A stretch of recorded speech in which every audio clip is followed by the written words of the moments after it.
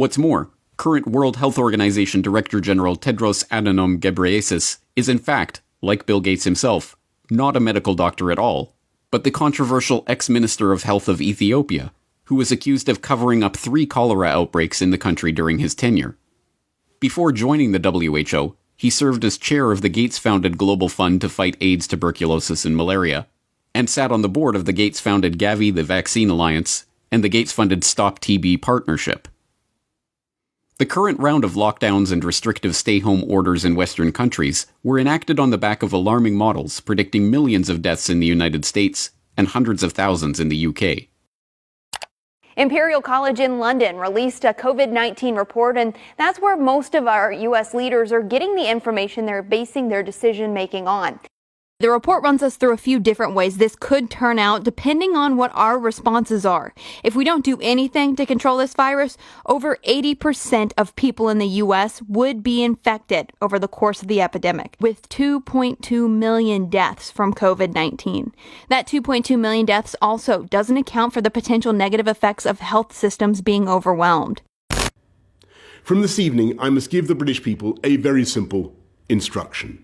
You must stay at home. Enough is enough. Go home and stay home. A statewide order for people to stay at home. The work of 2 research groups was crucial in shaping the decisions of the UK and US governments to implement wide-ranging lockdowns, and, in turn, governments around the world. The first group, the Imperial College COVID-19 Research Team, issued a report on March 16th that predicted up to 500,000 deaths in the UK and 2.2 million deaths in the US unless strict government measures were put in place. The second group, the Institute for Health Metrics and Evaluation in Bill Gates' home state of Washington, helped provide data that corroborated the White House's initial estimates of the virus effects, estimates that have been repeatedly downgraded as the situation has progressed. Unsurprisingly, the Gates Foundation has injected substantial sums of money into both groups.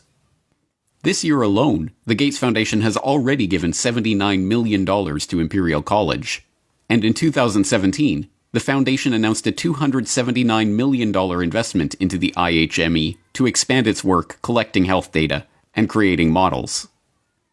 Anthony Fauci, meanwhile, has become the face of the US government's coronavirus response, echoing Bill Gates' assertion that the country will not get back to normal until a good vaccine can be found to ensure the public's safety. If you want to get to pre-coronavirus, that might not ever happen in the sense of the fact that the threat is there. But I believe with the therapies that will be coming online and with the fact that I feel confident that over a period of time we will get a good vaccine, that we will never have to get back to where we are right back now. Beyond just their frequent collaborations and cooperation in the past, Fauci has direct ties to Gates projects and funding. In 2010, he was appointed to the Leadership Council of the Gates-founded Decade of Vaccines project to implement a global vaccine action plan, a project to which Gates committed $10 billion of funding. And in October of last year, just as the current pandemic was beginning, the Gates Foundation announced a $100 million contribution to the National Institute of Health to help, among other programs, Fauci's National Institute of Allergy and Infectious Diseases research into HIV. Also in October of last year, the Bill and Melinda Gates Foundation partnered with the World Economic Forum and the Johns Hopkins Center for Health Security to stage Event 201, a tabletop exercise gauging the economic and societal impact of a globally spreading coronavirus pandemic. It began in healthy-looking pigs, months, perhaps years ago. A new coronavirus. The mission of the Pandemic Emergency Board is to provide recommendations to deal with the major global challenges arising in response to an unfolding pandemic. The board is comprised of highly experienced leaders from business, public health, and civil society. We're at the start of what's looking like it will be a severe pandemic.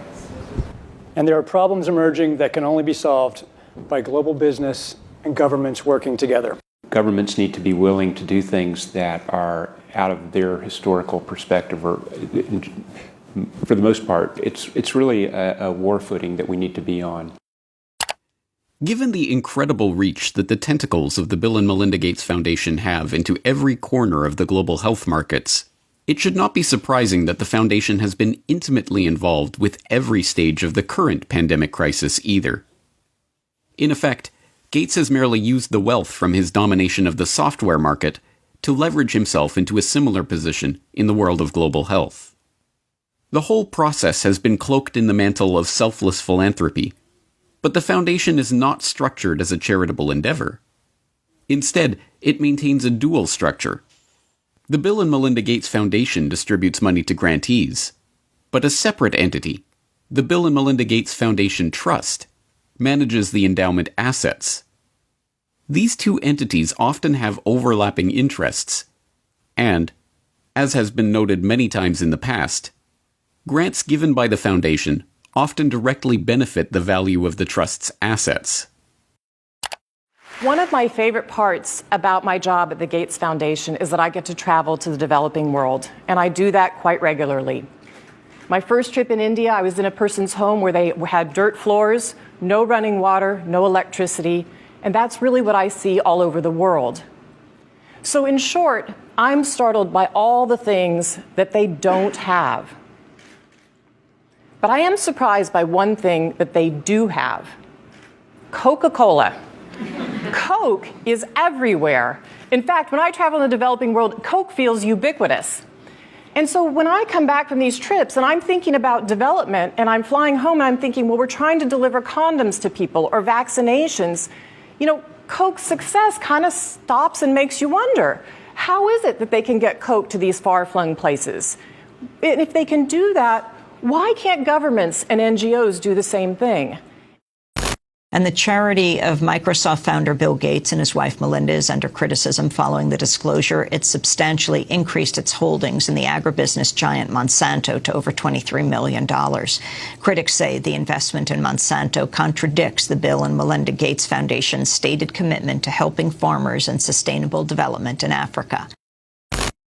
The study from the pressure group Global Justice Now paints a picture of the Gates Foundation partly as an expression of corporate America's desire to profit from Africa, and partly a damning critique of its effects. You could have a case where the initial research is done by a Gates-funded institution. The media reporting on how well that research is conducted is done. The media outlet is a Gates-funded outlet, and maybe a Gates-funded journalist from a media programme, and then the programme is implemented more widely by a Gates-funded NGO. I mean, there are some very insular circles here.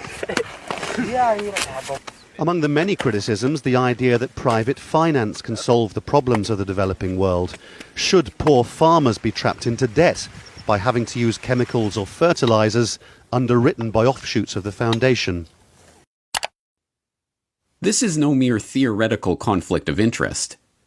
Gates is held up as a hero for donating $35.8 billion worth of his Microsoft stock to the foundation. But during the course of his decade of vaccines, Gates' net worth has actually doubled, from $54 billion to $103.1 billion. The Rockefeller story provides an instructive template for this vision of tycoon-turned-philanthropist. When Rockefeller faced a public backlash, he helped spearhead the creation of a system of private foundations that connected in with his business interests. Leveraging his unprecedented oil monopoly fortune into unprecedented control over wide swaths of public life, Rockefeller was able to kill two birds with one stone, molding society in his family's own interests, even as he became a beloved figure in the public imagination. Similarly, Bill Gates has leveraged his software empire into a global health, development, and education empire, steering the course of investment and research and ensuring healthy markets for vaccines and other immunization products. And, like Rockefeller, Gates has been transformed from the feared and reviled head of a formidable hydra into a kindly old man, generously giving his wealth back to the public. But not everyone has been taken in by this PR trick. Even The Lancet observed this worrying transformation from software monopolist to health monopolist back in 2009, when the extent of this Gates-led monopoly was becoming apparent to all. The first guiding principle of the Bill and Melinda Gates Foundation is that it is driven by the interests and passions of the Gates family. An annual letter from Bill Gates summarizes those passions, referring to newspaper articles, books, and chance events that have shaped the Foundation's strategy. For such a large and influential investor in global health, is such a whimsical governance principle good enough? This brings us back to the question: who is Bill Gates? What are his driving interests? What motivates his decisions? These are not academic questions.